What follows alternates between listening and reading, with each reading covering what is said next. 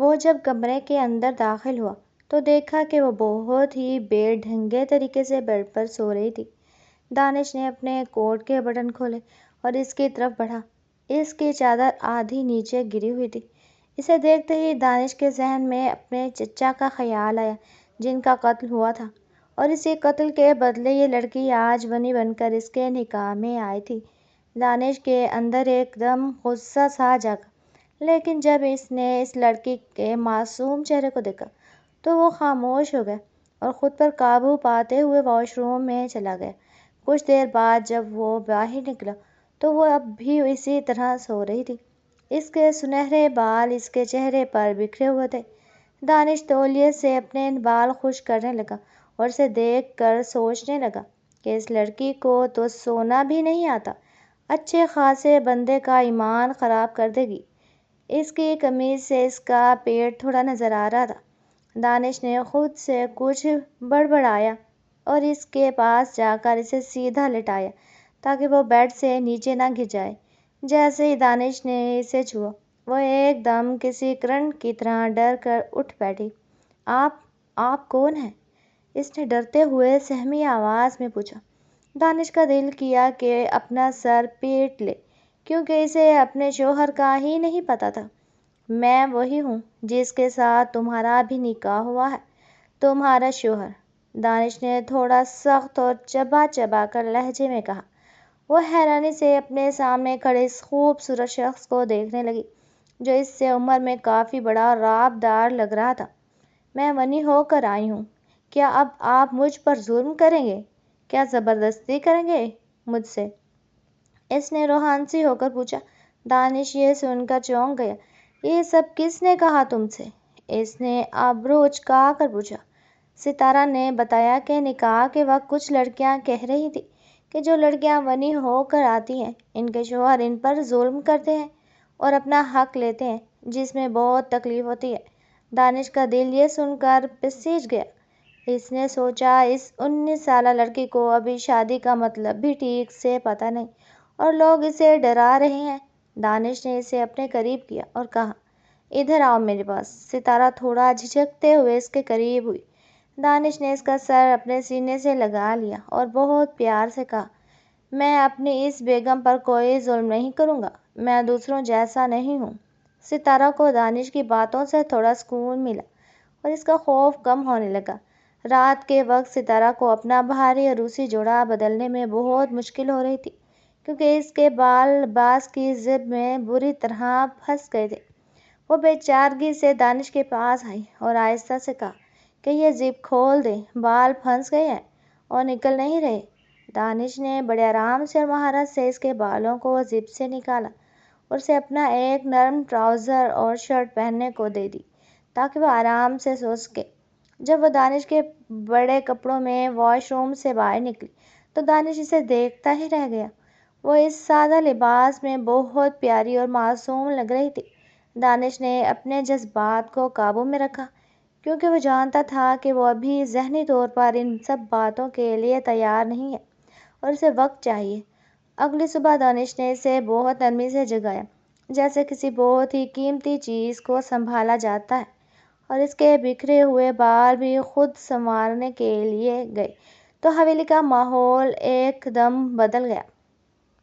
بیگم ثریا نے ستارہ کو دیکھتے ہی ماتھے پر بل ڈال لیے اور دانش سے غصے میں کہا کہ اس لڑکی کو یہاں سب کے سامنے کیوں لائے ہو؟ یہ تمہارے چچا کے قاتل کی بیٹی، اسے تو کچن میں ہونا چاہیے تھا۔ دانش نے سب کے سامنے میز پر اپنا ہاتھ مارا اور ستارہ کا ہاتھ تھام کر کہا کہ بی جان، یہ اب میری بیوی ہے اور اسے اس حویلی میں وہی عزت ملے گی جو اس گھر کی بہو کا حق ہے۔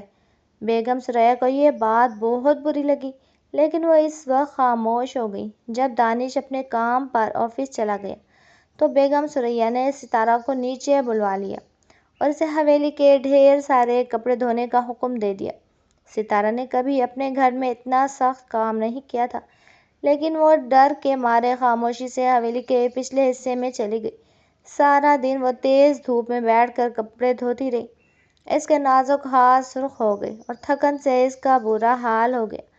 اس کی آنکھوں سے آنسو بہہ رہے تھے۔ مگر اسے بچانے والا وہاں کوئی نہ تھا۔ شام کو جب دانش واپس آیا تو اس نے کمرے میں ستارہ کو نہ پایا تو وہ اسے ڈھونڈتا ہوا پیچھے گیا، جہاں ستارہ کی یہ حالت دیکھ کر اس کا غصہ قابو سے باہر ہو گیا۔ وہ ستارہ کو باہوں میں اٹھا کر سیدھا بیگم ثریا کے سامنے لے گیا اور سب کے سامنے کہہ دیا کہ اب میں یہاں ایک منٹ نہیں رہوں گا۔ دانش نے اسی وقت ستارہ کا سارا سامان اٹھایا اور اسے اپنے فارم ہاؤس لے گیا۔ فارم ہاؤس میں دانش نے خود اپنے ہاتھوں سے ستارہ کو کھانا کھلایا اور اسے یقین دلایا کہ اب اسے کسی سے ڈرنے کی ضرورت نہیں ہے۔ ستارہ دانش کی اس محبت اور تحفظ کو دیکھ کر بہت خوش تھی اور اسے پہلی بار احساس ہوا کہ وہ اب اکیلی نہیں ہے۔ کچھ عرصہ فارم ہاؤس میں سکون سے گزارنے کے بعد حویلی سے دانش کے والد اور دادا جان اس سے ملنے آئے۔ انہوں نے دانش کو بہت سمجھانے کی کوشش کی کہ وہ حویلی واپس آ جائے، کیونکہ وہ خاندان کا اکیلا وارث ہے اور لوگ طرح طرح کی باتیں کر رہے ہیں۔ دانش نے صاف اور دو ٹوک الفاظ میں کہہ دیا کہ جب تک سب ستارہ کو دل سے قبول نہیں کریں گے اور اسے عزت نہیں دیں گے وہ واپس نہیں آئے گا۔ دادا جان نے اس کی بات مانی اور وعدہ کیا کہ اب ستارہ کے ساتھ کوئی برا سلوک نہیں ہوگا، جس کے بعد دانش واپس آنے پر راضی ہو گیا۔ جب وہ دوبارہ حویلی پہنچے تو سب نے دکھاوے کے لیے ہی صحیح مگر ان کا استقبال کیا، لیکن بیگم ثریا کے دل میں اب بھی ستارہ کے لیے نفرت کی آگ لگی ہوئی تھی۔ ایک دن جب دانش گھر پر نہیں تھا، بیگم ثریا نے ستارہ کو نیا موبائل چھین کر دیوار پر دے مارا اور اسے زوردار تھپڑ مارے، جس سے ستارہ کا سر دیوار سے جا لگا اور وہ بے ہوش ہو گئی۔ دانش جب گھر پہنچا اور ستارہ کو فرش پر اس حالت میں دیکھا تو جیسے اس کی دنیا ہی رک گئی۔ وہ اسے فوراً ہسپتال لے گیا، جہاں ڈاکٹر نے بتایا کہ اس پر بہت زیادہ جسمانی تشدد کیا گیا ہے، جس کی وجہ سے وہ صدمے میں ہے۔ دانش اسی وقت اپنی مٹھیاں بھیج لیں اور فیصلہ کر لیا کہ اب وہ حویلی کے لوگوں کو کبھی معاف نہیں کرے گا۔ اس نے ہسپتال سے فارغ ہوتے ہی ستارہ کو کسی ایسی جگہ لے جانے کا سوچا جہاں وہ ہمیشہ کے لیے خوش رہ سکے۔ دانش کی محبت ستارہ کے لیے اب ایک جنون بن چکی تھی اور وہ اس معصوم منی کی زندگی کو خوشیوں سے بھر دینا چاہتا تھا۔ ہسپتال سے واپسی پر دانش کا چہرہ غصے سے تمتما رہا تھا۔ ستارہ اس کے پہلو میں گاڑی کی سیٹ پر سر ٹکائے لیٹی تھی۔ اس کی آنکھیں اب بھی سوجی ہوئی تھیں اور ہونٹ پر موجود زخم کا نشان دانش کے دل کو چیر رہا تھا۔ دانش نے گاڑی حویلی کے بجائے ایک بار پھر فارم ہاؤس کی طرف موڑ دی۔ وہ جانتا تھا کہ اگر وہ آج حویلی گیا تو شاید وہ اپنے غصے میں کوئی ایسا قدم اٹھا لے گا جس سے رشتے ہمیشہ کے لیے ختم ہو جائیں گے۔ فارم ہاؤس پہنچ کر اس نے ستارہ کو بڑے پیار سے اٹھایا اور اسے کمرے میں لے جا کر بیڈ پر لٹا دی۔ ستارہ اب بھی خاموش تھی، جیسے اس کی زبان پر تالے لگ گئے ہوں۔ دانش نے اس کے پاس بیٹھ کر اس کا ہاتھ تھاما اور بہت ہی نرم لہجے میں کہا، ستارہ تم ٹھیک ہو؟ مجھ سے بات کرو، جو دل میں ہے کہہ دو، مگر یوں خاموش نہ رہو۔ ستارہ نے اپنی بڑی بڑی آنکھوں میں آنسو بھر کر دانش کو دیکھا اور دھیمی آواز میں پوچھا، دانش کیا میں واقعی اتنی بری ہوں کہ بی جان مجھ سے اتنی نفرت کرتی ہے؟ کیا میرا قصور صرف اتنا ہے کہ میں 19 سال کی ہوں اور اس گھر میں منی بن کر آئی ہوں؟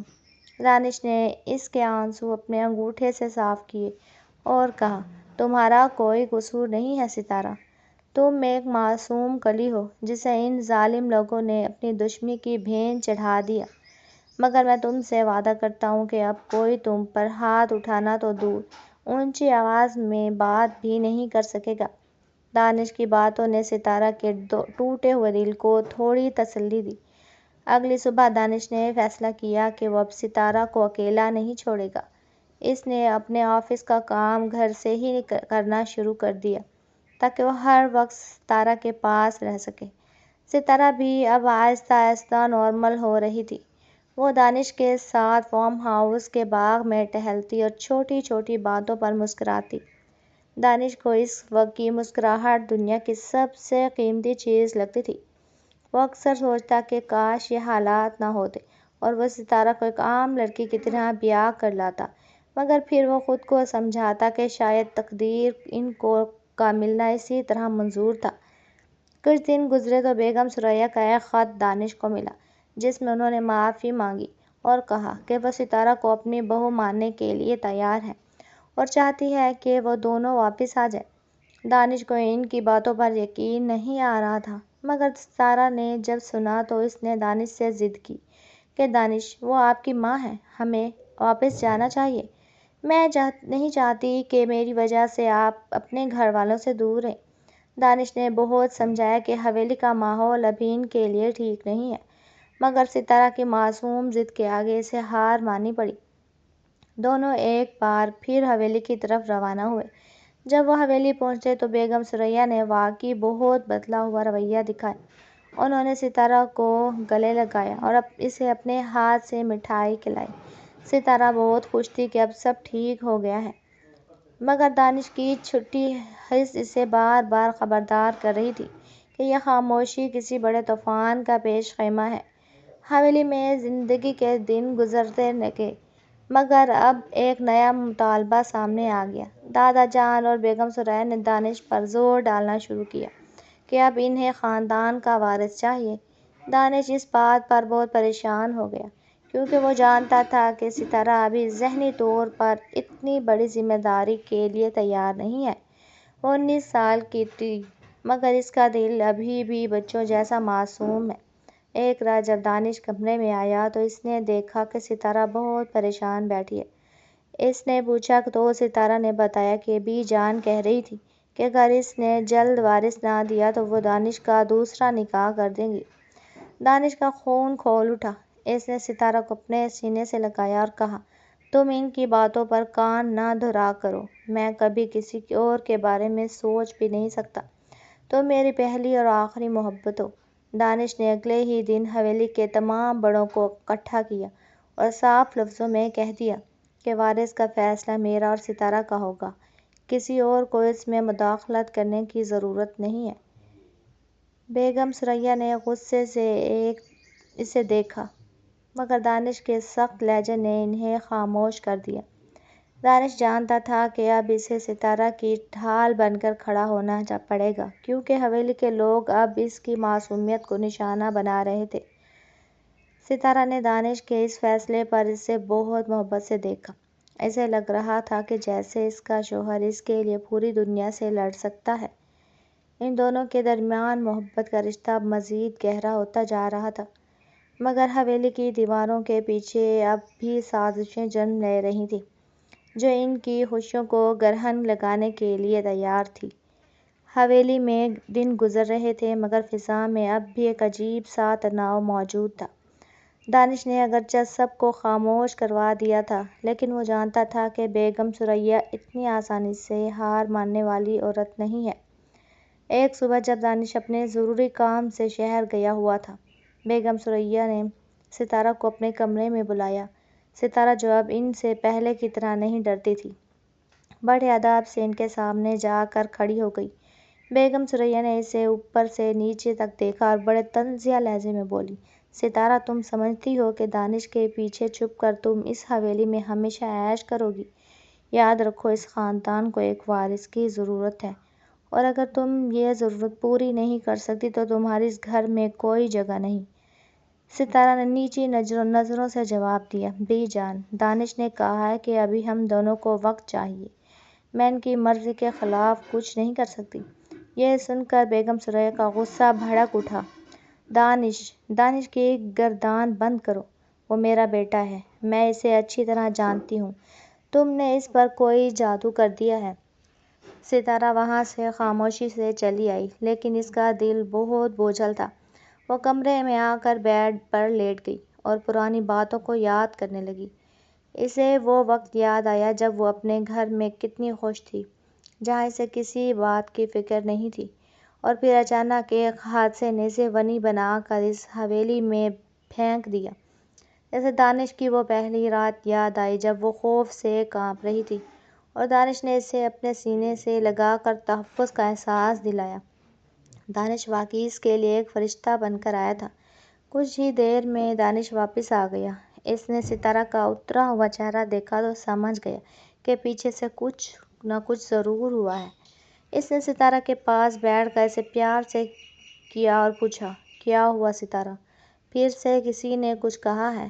ستارہ نے پہلے تو ٹالنے کی کوشش کی، لیکن دانش کے بار بار پوچھنے پر وہ رو دی اور بیگم ثریا کی کہی ہوئی تمام باتیں اسے بتا دیں۔ دانش کا چہرہ غصے سے سرخ ہو گیا۔ اس کا جی چاہا کہ جا کر پھر سے حویلی میں ہنگامہ کھڑا کر دے، لیکن اس نے خود پر قابو پایا۔ وہ جانتا تھا کہ بار بار لڑنے سے ستارہ کی زندگی مزید مشکل میں جا سکتی ہے۔ اس نے ستارہ کو اپنے ساتھ لگایا اور کہا، تم پریشان نہ ہو، میں نے تمہارے لیے ایک سرپرائز سوچا ہے۔ کل ہم یہاں سے دور ایک لمبی چھٹی پر جا رہے ہیں، جہاں صرف میں اور تم ہوں گے۔ ستارہ کی آنکھوں میں خوشی کی چمک آ گئی۔ اگلے ہی دن دانش اسے مری کے پرفضا مقام پر لے گیا۔ وہاں کی ٹھنڈی ہواؤں اور پرسکون ماحول نے ستارہ کے تمام دکھوں کو مٹا دیا۔ وہ دونوں پہاڑوں کی سیر کرتے، برف باری کا مزہ لیتے، ڈھیروں باتیں کرتے۔ دانش نے محسوس کیا کہ 19 سال کی ہونے کے باوجود ستارہ نے اندر ابھی وہ بچپنا باقی ہے جو اسے دوسروں سے ممتاز کرتا ہے۔ مری میں قیام کے دوران ان دونوں کے درمیان قربت مزید بڑھی۔ ایک رات جب باہر شدید برف باری ہو رہی تھی اور کمرے میں آگ جل رہی تھی، دانش نے ستارہ کا ہاتھ تھام کر اس سے اپنے دل کی بات کہی۔ ستارہ، میں نے ہمیشہ ایک ایسے جیون ساتھی کا خواب دیکھا تھا جو مجھے سمجھے، اور تم وہ ہو جس نے میری زندگی کو مکمل کر دیا۔ مجھے وارث کی کوئی جلدی نہیں ہے، میں صرف تمہیں خوش دیکھنا چاہتا ہوں۔ ستارہ نے دانش کی آنکھوں میں سچائی دیکھی اور اسے پہلی بار احساس ہوا کہ وہ دانش کے بغیر اب ایک پل بھی نہیں رہ سکتی۔ ان کا یہ سفر ان کی محبت کو ایک نئی بلندی پر لے گیا، لیکن جیسے ہی وہ واپس حویلی پہنچے، وہاں ایک نئی مصیبت ان کا انتظار کر رہی تھی۔ حویلی میں قدم رکھتے ہی انہیں پتہ چلا کہ بیگم ثریا نے دانش کے لیے ایک اور لڑکی کا رشتہ دیکھ لیا ہے۔ وہ لڑکی دانش کے دور کے رشتہ داروں میں سے تھی، اور بیگم ثریا کا خیال تھا کہ وہ اس خاندان کو وارث دے سکے گی۔ یہ خبر ستارہ کے لیے کسی بجلی سے کم نہیں تھی۔ وہ اپنے کمرے میں جا کر پھوٹ پھوٹ کر رونے لگی۔ اسے لگا کہ شاید اب دانش بھی اسے چھوڑ دے گا، لیکن دانش نے جب یہ بات سنی تو وہ سیدھا بیگم ثریا کے پاس گیا اور دو ٹوک الفاظ میں کہہ دیا، بی جان، آپ یہ رشتہ ابھی اور اسی وقت ختم کر دیں، ورنہ میں اس حویلی کو ہمیشہ کے لیے آگ لگا دوں گا۔ ستارہ میری زندگی ہے اور اس کی جگہ کوئی اور دوسری عورت نہیں لے سکتی۔ دانش کا یہ روپ دیکھ کر ثریا بیگم کے ہوش اڑ گئے۔ انہیں اندازہ نہیں تھا کہ ان کا بیٹا اس لڑکی کے لیے اس حد تک جا سکتا ہے۔ دانش نے ثابت کر دیا تھا کہ وہ اپنی معصوم منی کے لیے پوری دنیا سے ٹکرا سکتا ہے۔ حویلی میں دانش کا اعلان کسی زلزلے سے کم نہ تھا۔ بیگم ثریا کو امید تھی کہ وہ دانش کو جذباتی کر کے دوسری شادی کے لیے منا لیں گی، لیکن دانش نے اپنی محبت کی خاطر اپنی ماں کے سامنے کھڑے ہو کر واضح کر دیا کہ ستارہ ہی اس کی زندگی کی پہلی اور آخری عورت ہے۔ اس رات حویلی کا ماحول بہت بوجھل تھا۔ ستارہ اپنے کمرے میں بیٹھی کانپ رہی تھی۔ اسے ڈر تھا کہ کہیں اس کی وجہ سے دانش اور اس کی ماں کے درمیان رشتے ہمیشہ کے لیے ختم نہ ہو جائیں۔ جب دانش کمرے میں داخل ہوا تو اس نے دیکھا کہ ستارہ کونے میں دبکی ہوئی ہے اور اس کی آنکھیں رو رو کر سرخ ہو چکی ہیں۔ دانش نے تڑپ کر اسے اپنے قریب کیا اور اس کے چہرے کو اپنے ہاتھوں میں تھام لیا۔ ستارہ، تم کیوں رو رہی ہو؟ کیا تمہیں مجھ پر یقین نہیں ہے؟ دانش نے انتہائی نرمی سے پوچھا۔ ستارہ نے سسکیاں لیتے ہوئے جواب دیا، دانش، میں آپ کے اور ابی جان کے درمیان دیوار نہیں بننا چاہتی۔ وہ آپ کی ماں ہیں۔ ان کی خوشی کے لیے اگر آپ کو دوسری شادی کرنی ہے تو میں اس سے پہلے کہ وہ اپنی بات مکمل کرتی۔ دانش نے اس کے لبوں پر ہاتھ رکھ دیا۔ خبردار ستارہ، دوبارہ ایسی بات کبھی زبان پر مت لانا۔ تم کوئی ایسی لڑکی نہیں ہو جسے بدل دیا جائے۔ تم میری عزت ہو، میرا غرور ہو، اور جہاں تک بی جان کی بات ہے، وہ میری ماں ہے، میں ان کا احترام کرتا ہوں، لیکن وہ میری زندگی کے فیصلے نہیں کر سکتی۔ دانش کی ان باتوں نے ستارہ کے ٹوٹے ہوئے اسلحے کو سہارا دیا، لیکن حویلی کی دوسری طرف بیگم ثریا اب ایک نئی سازش تیار کر رہی تھی۔ اگلے چند دن حویلی میں ایک پراسرار خاموشی رہی۔ ثریا بیگم نے بظاہر خاموشی اختیار کر لی تھی، مگر وہ اندر ہی اندر ستارہ کو دانش کی نظروں میں گرانے کا منصوبہ بنا رہی تھی۔ انہوں نے گھر کی ایک ملازمہ ایمن کو اپنے ساتھ ملایا اور اسے حکم دیا کہ وہ ستارہ کے کمرے میں کچھ ایسی چیزیں رکھ دے جس سے دانش کو شک ہو کہ ستارہ کا کسی اور کے ساتھ تعلق ہے۔ ایمن پہلے تو ڈری، مگر بیگم ثریا کے خوف اور پیسوں کے لالچ میں وہ مان گئی۔ ایک دوپہر جب دانش آفس میں تھا، ایمن نے چپکے سے ستارہ کے بیڈ کے نیچے ایک پرانا خط اور کچھ تصویریں رکھ دیں جو کسی انجان لڑکے کی تھیں۔ شام کو جب دانش واپس آیا تو بیگم ثریا نے اسے باتوں باتوں میں الجھایا اور کہا، دانش، جس لڑکی کے لیے تم ہم سے لڑ رہے ہو، ذرا اس کی تلاشی تو لو، سنا ہے وہ حویلی کے پیچھے کسی سے چھپ کر ملتی ہے۔ دانش کو اپنی کانوں پر یقین نہ آیا۔ اسے ستارہ پر پورا بھروسہ تھا، لیکن بیگم ثریا کے اصرار پر وہ غصے میں کمرے کی طرف بڑھا۔ اس نے کمرے کی تلاشی شروع کی اور جب اس کے ہاتھ وہ خط اور تصویریں لگی تو ایک پل کے لیے اس کے پاؤں تلے سے زمین نکل گئی۔ ستارہ جو ابھی واش روم سے نکلی ہی تھی، دانش کے ہاتھ میں وہ چیزیں دیکھ کر حیران رہ گئی۔ یہ کیا ہے دانش؟ اس نے معصومیت سے پوچھا۔ دانش کا چہرہ غصے سے تمتما رہا تھا۔ اس نے وہ تصویریں ستارہ کے سامنے پھینکی۔ تم مجھے بتاؤ گی کہ یہ سب میرے کمرے میں کیا کر رہا ہے؟ ستارہ نے جیسے ہی وہ تصویریں دیکھیں، اس کے ہوش اڑ گئے۔ اسے تو پتہ بھی نہیں تھا کہ وہ لڑکا کون ہے۔ وہ رونے لگی اور قسمیں کھانے لگی کہ وہ بے گناہ ہے، لیکن دانش اس وقت کچھ سننے کی پوزیشن میں نہیں تھا۔ وہ غصے میں کمرے سے باہر نکل گیا اور رات بھر واپس نہیں آیا۔ ستارہ مصلے پر بیٹھ کر اللہ سے دعا کرتی رہی کہ اسے اس الزام سے بچا لے۔ اسے اب سمجھ آ رہا تھا کہ یہ سب بیگم ثریا کی چال ہے۔ اگلے دن دانش جب تھکا ہارا واپس آیا تو اس نے دیکھا کہ ستارہ ابھی تک مصلے پر بیٹھی رو رہی ہے۔ اس کی معصومیت اور اس کے آنسو دانش کے دل پر اثر کر رہے تھے۔ اسے یاد آیا کہ ستارہ تو سارا وقت حویلی کے اندر ہوتی ہے، وہ کسی سے کیسے مل سکتی ہے؟ اس نے خاموشی سے حویلی کے کسی CCTV کیمروں کی فوٹیج چیک کرنے کا فیصلہ کیا جو اس نے خفیہ طور پر لگوائے ہوئے تھے۔ جب اس نے فوٹیج دیکھی تو اس میں ایمن کو ستارہ کے کمرے میں وہ چیزیں رکھتے ہوئے صاف دیکھا جا سکتا تھا۔ دانش کا غصہ بیگم ثریا ایمن پر تھا۔ اس نے پوری حویلی کے سامنے ایمن کو بلایا اور اسے حقیقت اگلنے پر مجبور کیا۔ اس نے روتے ہوئے بیگم ثریا کا نام لے لیا۔ حویلی میں ایک بار پھر سناٹا چھا گیا۔ دانش نے بیگم ثریا کی طرف دیکھا، جن کا سر شرم سے جھک گیا۔ بی جان، آج آپ نے ثابت کر دیا کہ آپ کی نفرت میری محبت سے بڑی ہے، لیکن یاد رکھیں آج سے آپ کا بیٹا آپ کے لیے مر گیا ہے۔ دانش نے یہ کہہ کر ستارہ کا ہاتھ تھاما اور اسے ہمیشہ کے لیے اس حویلی سے دور لے جانے کا فیصلہ کیا۔ ستارہ کی بے گناہی ثابت ہو چکی تھی، مگر ان کے رشتوں میں جو دراڑ آئی تھی اسے بھرنا اب ناممکن لگ رہا تھا۔ دانش اسے لے کر شہر کے ایک نئے اپارٹمنٹ میں منتقل ہو گیا، جہاں اب کوئی سازش، کوئی نفرت ان کے درمیان نہیں تھی۔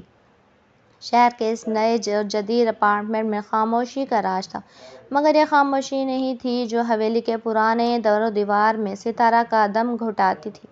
یہ ایک پرسکون خاموشی تھی، جہاں اسے کسی کے طنزیہ جملوں یا بیگم ثریا کی کڑی نظروں کا خوف نہیں تھا۔ دانش نے ستارہ کی زندگی کو مکمل بدلنے کا عزم کر لیا تھا۔ اس نے ستارہ کو شہر کے ایک بہترین کالج میں داخل کروا لیا تاکہ وہ اپنی تعلیم مکمل کر سکے۔ ستارہ، جو اب 19 سال کی ہو چکی تھی، پہلے سے کہیں زیادہ سمجھدار اور پر اعتماد نظر آتی تھی، لیکن اس کی معصومیت اب بھی اس کے چہرے سے جھلکتی تھی۔ دانش روزانہ اسے خود کالج چھوڑنے جاتا اور واپس پر ڈھیروں تحائف لے کر دیتا۔ وہ چاہتا تھا کہ ستارہ ان تمام دکھوں کو بھول جائے اور اسے بنی بننے کے بعد سہنے پڑے۔ ایک شام جب ستارہ اپنی پڑھائی میں مصروف تھی، دانش اس کے لیے کافی لے کر آیا۔ اس نے دیکھا کہ ستارہ بہت سنجیدگی سے کچھ لکھ رہی تھی۔ کیا ہوا ستارہ، پڑھائی بہت مشکل لگ رہی ہے کیا؟ دانش نے اس کے بالوں کو پیار سے سہلاتے ہوئے پوچھا۔ ستارہ نے سر اٹھا کر دانش کی طرف دیکھا۔ اس کی آنکھوں میں ایک نئی چمک تھی۔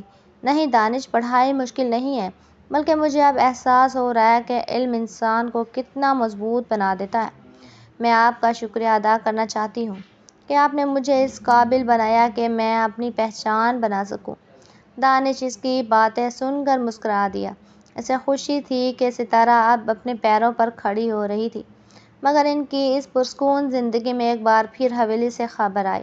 دانش کے والد میر شاہ صاحب کی طبیعت اچانک بگڑ گئی تھی اور وہ بار بار دانش اور ستارہ کو پکار رہے تھے۔ ستارہ نے جب یہ سنا تو اس نے دانش سے اصرار کیا کہ وہ حویلی چلیں۔ دانش ابھی تک اپنی ماں کو معاف نہیں کر پایا تھا، مگر ستارہ کی ضد اور اپنے والد کی محبت اسے ایک بار پھر اس حویلی کی دہلیز پر لے آئی۔ جب وہ حویلی پہنچے تو وہاں کا منظر ہی بدلا ہوا تھا۔ بیگم سریا، جو ہمیشہ رعب اور تکبر میں رہتی تھی، اب اپنے شوہر کے بیڈ کے پاس بیٹھی آنسو بہا رہی تھی۔ میر شاہ صاحب نے جیسے ہی دانش اور ستارہ کو دیکھا، ان کے چہرے پر ایک اطمینان سا آ گیا۔ انہوں نے ستارہ کا ہاتھ تھام کر دانش کے ہاتھ میں دیا اور نحیف آواز میں کہا، بیٹا، میں جانتا ہوں کہ تم دونوں کے ساتھ بہت زیادتی ہوئی ہے، لیکن اب وقت آ گیا ہے کہ یہ دشمنی اور نفرتیں ختم کر دی جائیں۔ ستارہ، تم نے اس گھر کو معاف کر دیا، کیا تم اپنی ساس کو بھی معاف کر سکو گی؟ ستارہ کا دل تو پہلے ہی صاف تھا۔ اس نے بیگم سریا کی طرف دیکھا، جن کی آنکھوں میں اب سچی ندامت تھی۔ بیگم سریا نے آگے بڑھ کر ستارہ کو گلے لگا لیا اور پھوٹ پھوٹ کر رونے لگی۔ مجھے معاف کر دو ستارہ، میں اپنی انا میں اتنی اندھی ہو گئی تھی کہ تمہاری معصومیت کو نہ دیکھ سکی۔ تم واقعی اس گھر کی رحمت ہو۔ ان کی آواز میں موجود سچائی نے دانش کے دل کی برف بھی پگھلا دی۔ حویلی میں ایک طویل عرصے کے بعد خوشیوں کی دستک ہوئی تھی۔ میر شاہ صاحب کی طبیعت بھی اپنوں کو پاس دیکھ کر سنبھلنے لگی۔ بیگم سریا نے اب ستارہ کو حویلی کی تمام ذمہ داریاں سونپ دیں، مگر اس بار یہ ذمہ داری سزا کے طور پر نہیں بلکہ عزت کے طور پر تھی۔ کچھ ماہ اسی طرح امن و سکون سے گزر گئے۔ ستارہ اب نہ صرف ایک بہترین بیوی تھی بلکہ حویلی کی ایک سلجھی ہوئی بہو بھی بن چکی تھی۔ ایک دن دادا جان نے دانش کو الگ بلا کر پھر سے وہی پرانی بات چھیڑ دی۔ دانش بیٹا، اب تو سب کچھ ٹھیک ہو گیا ہے، حویلی کی رونقیں بھی لوٹ آئی ہیں، اب ہمیں وہ خوشی دے دو جس کا ہم برسوں سے انتظار کر رہے ہیں۔ ستارہ اب ماشاءاللہ سمجھدار بھی ہو گئی ہیں اور اس کی عمر بھی اب اس قابل ہے کہ وہ اس ذمہ داری کو سنبھال سکے۔ دانش خاموشی سے سنتا رہا۔ اسے پتہ تھا کہ دادا جان وارث کی بات کر رہے ہیں۔ اس نے ستارہ کی طرف دیکھا، جو دور باغ میں پھولوں کے ساتھ کھیل رہی تھی۔ وہ اب بھی اس کے لیے وہی معصوم بنی تھی جسے وہ کسی بھی قیمت پر تکلیف میں نہیں دیکھنا چاہتا تھا۔ اس نے فیصلہ کیا کہ وہ یہ بات ستارہ پر ہی چھوڑ دے گا۔ اگر وہ تیار ہوگی تبھی وہ اس کے بارے میں سوچیں گے۔ حویلی کے وسیع و عریض باغ میں شام کے سائے گہرے ہو رہے تھے۔ دانش برآمدے میں کھڑا دور ستارہ کو دیکھ رہا تھا، جب بڑی توجہ سے پودوں کو پانی دے رہی تھی۔ اس کے چہرے پر ایک عجیب سا سکون تھا، وہ سکون جو کسی بڑے طوفان کے گزر جانے کے بعد نصیب ہوتا ہے۔ دانش کے ذہن میں دادا جان کی باتیں گھوم رہی تھیں۔ وہ جانتا تھا کہ اب وقت آ گیا ہے کہ ستارہ سے اس بارے میں بات کرے، مگر وہ ڈرتا تھا کہ کہیں ستارہ پھر سے وہی خوف نہ محسوس کرنے لگے۔ دانش نے ایک گہری سانس لی اور چلتا ہوا ستارہ کے پاس پہنچا۔ ستارہ، دیکھو، تمہارے کپڑے گیلے ہو رہے ہیں۔ دانش نے محبت پاش لہجے میں اسے ٹوکا۔ ستارہ نے مڑ کر دیکھا اور مسکراتے ہوئے اپنے دوپٹے کے پلو سے ہاتھ صاف کیے۔ کچھ نہیں ہوتا دانش، ان پودوں کو دیکھ کر میرا دل بہت خوش ہوتا ہے۔ ایسا لگتا ہے جیسے یہ بھی میری طرح اب کھل کر سانس لے رہے ہیں۔ اس کی باتوں میں چھپی گہرائی نے دانش کو مسکرانے پر مجبور کر دیا۔ دانش نے اس کا ہاتھ تھاما اور اسے پاس پڑی بینچ پر بٹھا دیا۔ ستارہ، مجھے تم سے ایک ضروری بات کرنی ہے۔ تم جانتی ہو کہ دادا جان اور بی جان اب کیا چاہتے ہیں؟ دانش نے نظریں جھکا کر پوچھا۔ ستارہ ایک پل کے لیے خاموش ہو گئی۔ وہ جانتی تھی کہ دانش کس طرف اشارہ کر رہا ہے۔ ستارہ نے دانش کا ہاتھ مضبوطی سے تھاما اور بہت ہی سنجیدگی سے کہا، دانش، میں اب وہ 15 سال کی ڈری سہمی لڑکی نہیں رہی ہوں جو ونی بن کر اس حویلی میں آئی تھی۔ آپ کی محبت اور بھروسے نے مجھے بہت ہمت دی ہے۔ میں جانتی ہوں کہ وارث اس خاندان کے لیے کتنا اہم ہے اور میں اب اس ذمہ داری کے لیے بالکل تیار ہوں۔ میں چاہتی ہوں کہ ہماری زندگی میں وہ ننھا فرشتہ آئے جو ان تمام کڑوی یادوں کو ہمیشہ کے لیے مٹا دے۔ ستارہ کے اس جواب نے دانش کے دل سے ایک بہت بڑا بوجھ اتار دیا تھا۔ اس نے ستارہ کے ماتھے پر بوسہ دیا اور اسے اپنے سینے سے لگا لیا۔ اگلے چند مہینے حویلی میں خوشیوں کی لہر دوڑ گئی۔ بیگم ثریا نے ستارہ کو پلکوں پر بٹھا لیا تھا۔ اب ستارہ کو کچن میں جانے یا کوئی بھاری کام کرنے کی بالکل اجازت نہیں تھی۔ وہ سارا دن ستارہ کے گرد گھومتی رہتی، اسے پھل کھلاتی اور اس کی پسند کے کھانے بنواتی۔ حویلی کے ملازم بھی یہ دیکھ کر حیران تھے کہ وہی بیگم ثریا جو کبھی ستارہ کی آواز سننا گوارا نہیں کرتی تھی، اب اس کے ایک اشارے پر جان چھڑکتی تھی۔ ستارہ کو اکثر محسوس ہوتا کہ جیسے وہ کسی خواب میں ہے۔ وہ سوچتی کہ کیا یہ وہی حویلی ہے جہاں اس نے آنسو کے ساتھ کپڑے دھوئے تھے۔ ایک دن جب دانش آفس سے واپس آیا تو اس نے دیکھا کہ حویلی میں بہت گہما گہمی ہے۔ اسے پتہ چلا کہ ستارہ کی طبیعت اچانک تھوڑی خراب ہوئی ہے اور بی جان نے ڈاکٹر کو بلوایا ہے۔ دانش گھبرایا ہوا اوپر کمرے کی طرف بھاگا۔ کمرے میں ڈاکٹر ستارہ کا معائنہ کر کے باہر نکل رہی تھی۔ بیگم ثریا کے چہرے پر ایسی خوشی تھی جو دانش نے پہلے کبھی نہیں دیکھی تھی۔ مبارک ہو دانش، تم باپ بننے والے ہو۔ بیگم ثریا نے آگے بڑھ کر اپنے بیٹے کو گلے لگا لیا۔ دانش کی آنکھوں میں خوشی کے آنسو آ گئے۔ وہ بھاگ کر ستارہ کے پاس گیا جو بیڈ پر تکیوں کا سہارا لیے لیٹی تھی۔ ستارہ، کیا یہ سچ ہے؟ دانش نے اس کے دونوں ہاتھ تھام کر پوچھا۔ ستارہ نے صرف سر ہلا دیا، اس کی آنکھوں میں بھی خوشی سے چھلک پڑی تھی۔ اس لمحے دانش کو لگا کہ جیسے اس کی زندگی کی تمام دعائیں قبول ہو گئی ہیں۔ اس نے ستارہ سے وعدہ کیا کہ وہ اپنے آنے والے بچے کو وہ تمام خوشیاں دے گا جو ستارہ کو بچپن میں نصیب نہیں ہوئیں۔ حویلی میں جشن کا سماں تھا، مٹھائیاں بانٹی جا رہی تھیں اور ہر طرف مبارکباد کا شور تھا۔ لیکن اس سب کے درمیان دانش اور ستارہ کی خاموش نظریں ایک دوسرے سے وہ سب کہہ رہی تھیں جو الفاظ نہیں کہہ سکتے تھے۔ ان کا سفر جو ایک بدلے اور نفرت سے شروع ہوا تھا، اب ایک نئی زندگی کی نوید بن کر ان کے سامنے تھا۔ ستارہ کی زندگی میں آنے والی اس نئی تبدیلی نے پوری حویلی کا نقشہ ہی بدل دیا تھا۔ بیگم ثریا اب دن رات ستارہ کے آرام کا خیال رکھتی تھی۔ وہ خود کچن میں کھڑی ہو کر ستارہ کے لیے طاقت بخش غذائیں تیار کرتی اور اسے تاکید کرتی کہ وہ سیڑھیاں نہ چڑھے۔ دانش تو جیسے زمین پر پاؤں ہی نہ رکھنے دیتا تھا۔ وہ آفس سے جلدی گھر آ جاتا اور ستارہ کے لیے نئے تحائف اور کتابیں لے کر آتا۔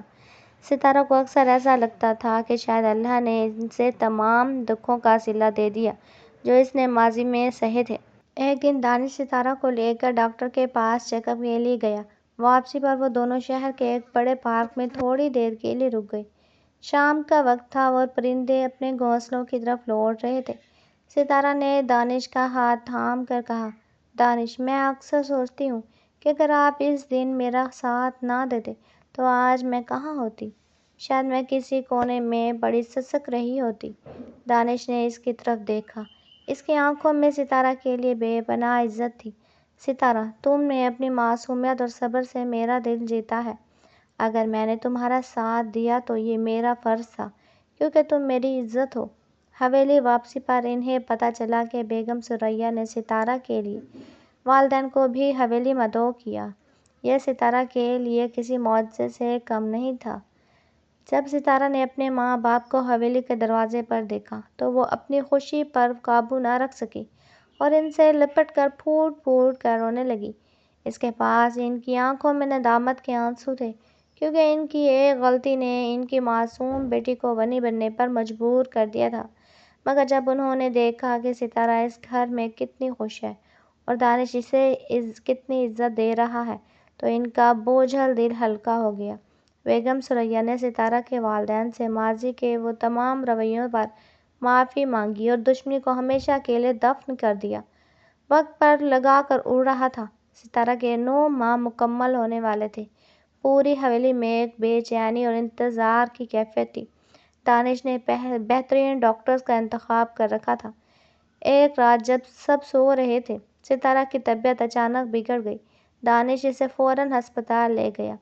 حویلی کے تمام بڑے ہسپتال کے کوریڈور میں دعا گو بیٹھے تھے۔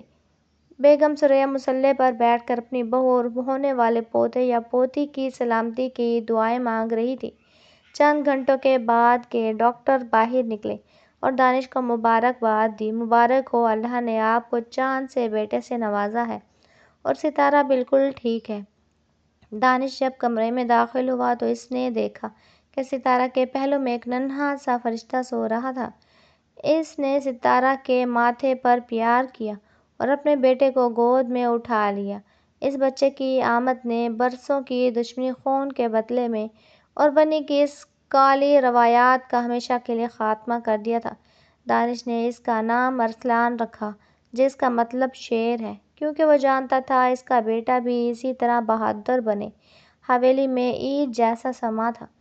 کچھ عرصہ بعد جب ستارہ اپنے بیٹے کو گود میں لیے حویلی کی اس صحن میں بیٹھی تھی جہاں اس نے کبھی روتے ہوئے کپڑے دھوئے تھے، تو اسے اپنی جیت کا احساس ہوا۔ اس کی معصومیت نے نفرت کی دیواروں کو گرا دیا تھا۔ دانش اس کے پاس آ کر بیٹھ گیا اور ارسلان کو کھلانے لگا۔ ستارہ، آج یہ کہانی مکمل ہو گئی، دانش نے مسکراتے ہوئے کہا۔ ستارہ نے سر دانش کے کندھے پر رکھ دیا اور آسمان کی طرف دیکھ کر شکر ادا کیا، کیونکہ وہ اب صرف ایک معصوم بنی نہیں تھی بلکہ اس حویلی کی ملکہ اور دانش کی روح کا حصہ تھی۔